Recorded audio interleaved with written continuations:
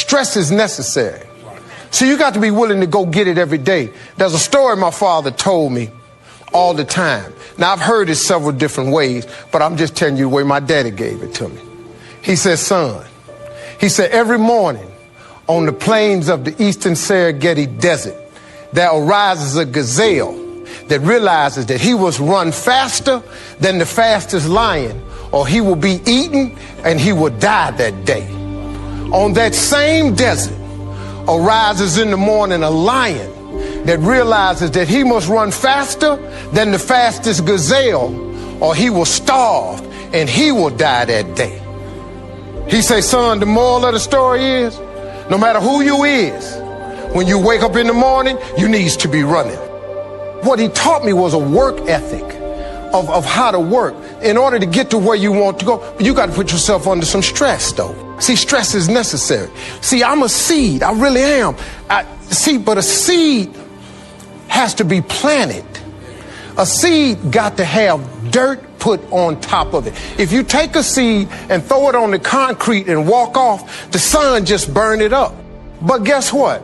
Logically, in my mind, it doesn't make sense that to grow something, you should dig a hole, put it down in there, and cover it with dirt. Logically, that don't make no sense to me. But though, see, dirt is necessary for growth and development. If you want to kill a big dream, tell it to a small-minded person. I told everybody at 10 years old I was going to be on TV. I had a little problem when I said that. I had a severe stuttering problem. I could not talk outside of my house. I went to school, church, anywhere. I locked up. I couldn't go to the store. I just stuttered profusely, man. It was a horrible experience for me. So when I wrote on that paper, the assignment was write on a piece of paper what you want to be when you grow up. I'm 10. I wrote I want to be on TV. That was that faith, the belief in things that you cannot see. I ain't see no way I could be on TV, but I wrote it down. I didn't know no better. I'm 10. I wrote it down. Teacher called me to the front of the class. I thought I'm going to get me a gold star because she had everybody stand and read their paper and their name. She called me to the front. I'm thinking, I'm going up here to get a gold star. I ain't never had one before. This must be, my answer must have been really good. I can't tell you how wrong I was. That lady didn't call me up there to give me no gold star. She called me up there to humiliate me. And when I got up there, that lady lit into me. She said, why would you write something like this on your paper? First of all, why you called me up here? You know I can't talk. You already know I can't talk. And she just said, why would you write something like this on your paper? And I'm standing there. I'm trying to get it out. She said, who in this school ever been on TV? Who in your family ever been on TV? Who in this neighborhood ever been on TV? She said, look at you standing there. You can't even talk. How they gonna put somebody like you on TV? So every Christmas, I send her a flat screen TV. I want her to see what God had done for me. I wanted her to see that no matter what she said about it. Attitude determines your altitude. If you're a positive person, positive things happen to you. If you're a negative person, negative things are going to continue to happen for you. If you can put that in your scope this year, just change your attitude. Wake up and smile. How about just wake up and be grateful? Life is really 10% what happens to you and 90% what you do about it. Look, everybody in this room, everybody watching, everybody got something they got to deal with. Get to dealing with it. Stop complaining about it. Complaining about it only makes it stay present. Don't give up when reaching your dream is difficult. Listen, if success were easy, you've heard it a million times. Everybody would be successful. It requires a grit and a toughness to be successful. But I got news for you. It's something that all of you have in you. Now, whatever you've been through, whatever that is, guess what? You're still here. Whatever you think riches is, that's your definition. There's a survey that says riches and success is being happy. Well, all you have to do then is determine what is it that makes you happy and start down that path. Now, to find true success, I believe that you've got to do some work. because it's not free. Everybody would love to wake up and just be happy and bubbly, but it requires some work. So I want to share with you something from my book, chapter 11, There Is No Self-Made Man. Now, most of us want to believe that we're independent, that if we set our minds to do something, simply it can get done. Well, I got news for you. Unless you look to others, you can work twice as hard to get half as much. Sometimes you need a partner in a deal in order to aid you along the way. There is nothing wrong with asking for what you want. You know, for a long time, I used to think that the path to success was going at it alone, because I was always busy priding myself on not asking for help. I was homeless, I didn't want to ask for help. I lived in a car, I didn't want to ask for help.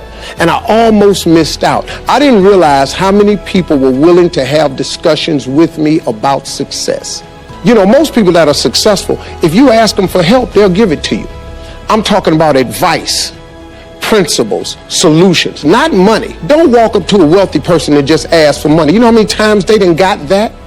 But if you're interested in learning how to fish, a lot of people will teach you how to fish as opposed to giving you a fish sandwich, because they know if they give you the fish sandwich, you're going to eat it, you're going to have to come back. A lot of people have helped me along the way. Magic Johnson, Oprah Winfrey, the president. I've had some conversations with some people who have it together, and they've taught me many things about succeeding. Now, you might think that requesting help is a huge ask, but it's not. People don't mind sharing knowledge. What is knowledge unless it's shared? If you have knowledge but you never share it, how we know you got it? And just remember, there is no shame in wanting something. This whole world is based on wanting something. You know, don't sit up and listen to some group, you know, wanting something is a sin. No, it's not. You got to want something. The scripture says a man without a dream or vision shall perish. So the day you quit wanting something, you might as well push your chips up to the window. It's a wrap. So lose the shame and you'll have access to more power. And so here's the key that I want to tell you about. Success is all about building relationships.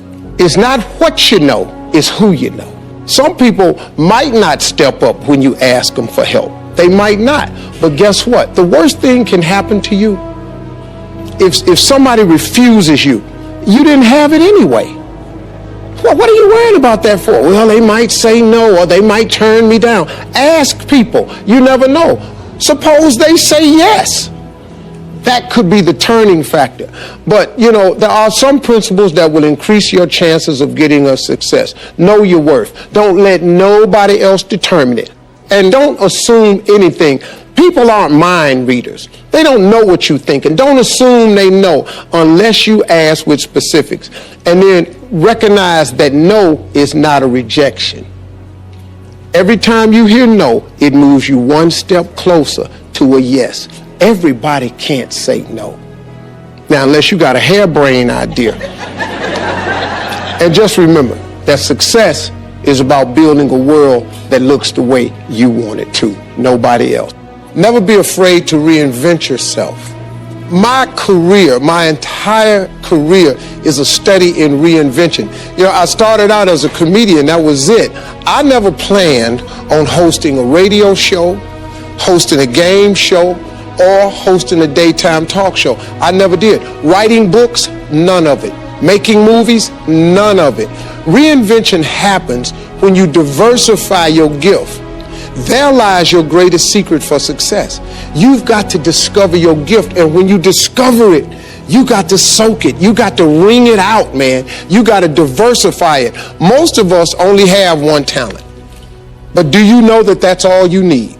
Mine happens to be to take information and immediately transfer it into other kinds of platforms. Now, when I was younger, I actually thought that I could only do that with comedy. But as I've gotten older, I discovered through diversification that it was a little bit more than that. That I could also take information, immediately transfer it into inspiration.